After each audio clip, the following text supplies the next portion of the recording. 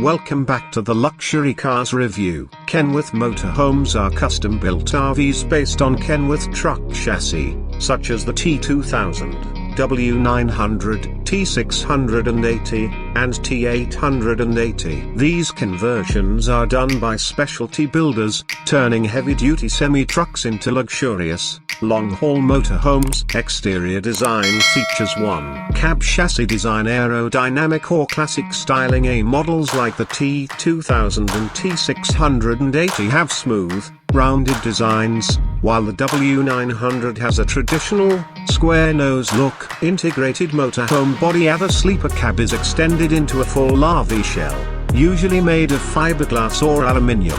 2. Paint graphics, custom paint jobs, two-tone color schemes, or airbrushed murals, chrome accents, polished aluminium trim, and stainless steel panels. 3.